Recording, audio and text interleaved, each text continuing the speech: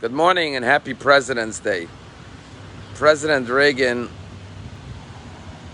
once said that I've left instructions to be awakened if there's ever a national emergency, even if I'm in the middle of a cabinet meeting.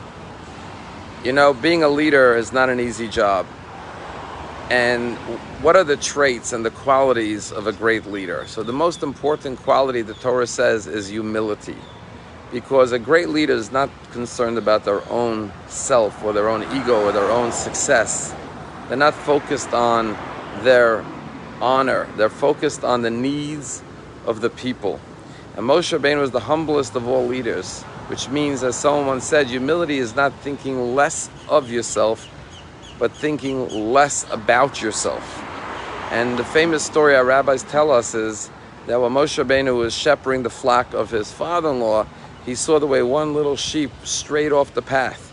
And Moses ran after that little sheep and gave it water and then lifted it on his shoulders and carried it back to the flock. And God said that's the trait of a leader, that he's concerned about the well-being of each and every individual member of the community. You know, we're going to be celebrating Purim and reading the story of Haman and Mordechai.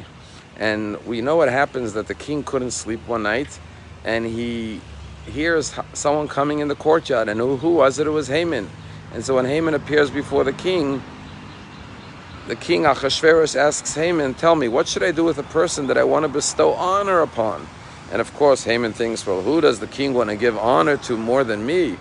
I'm the most deserving person of honor. So he says, well, such a person, you should take the royal garments, wardrobe, dress him up in the royal clothing, put the crown of the king on his head, put him on the royal horse, and parade him through the town, proclaiming, this is the man the king wants to honor.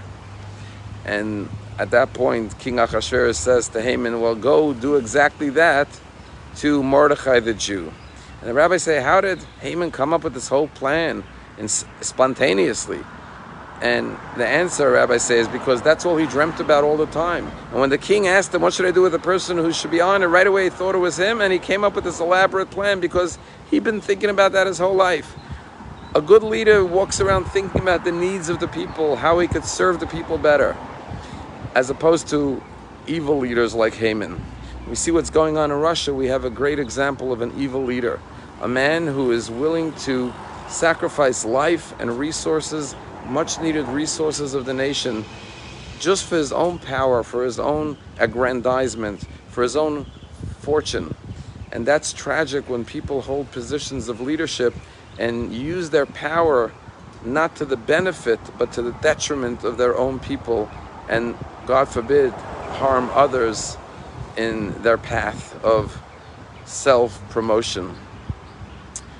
Good leaders, of course, are those who are dedicated, and public service, of course, is that you are a servant of the people. And one of the greatest praises that the Torah gives to Moshe Rabbeinu was that he was an Eved Hashem, a servant of God and a servant of the people. And that's why the Jewish leader, the king of Israel, had to carry a Torah with him wherever he went, to constantly remind him that his role and his mission is to serve the nation. In our generation, we had a great leader, the Lubavitcher Rabbi of blessed memory. And I saw a letter where two children from a school in Jerusalem, third grade kids, 8 years old, wrote to the Rebbe that they started a free loan society in their class. What kind of a free loan society?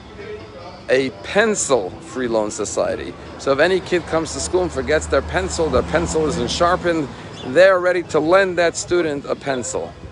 And the Rebbe takes the time, the world's greatest leader, greatest Torah scholar, to write these two children a beautiful letter, blessing them, congratulating them, encouraging them, thanking them for establishing this free loan society. And then at the end of the letter, the Rebbe says, enclosed, please find my contribution towards your wonderful new project of having a pencil free loan society. For a leader, there's no one too small or anything too unimportant to take the time to recognize and appreciate. May all of us be true leaders to those that we lead in our lives. Everyone leads themselves, their families, in their community. We are all leaders by seeing the good in others, accentuating it, elevating it, promoting it, and supporting and encouraging others in a positive way. And to be a great leader means that you're not focused on your needs, but the people that you're trying to lead. Have a wonderful day.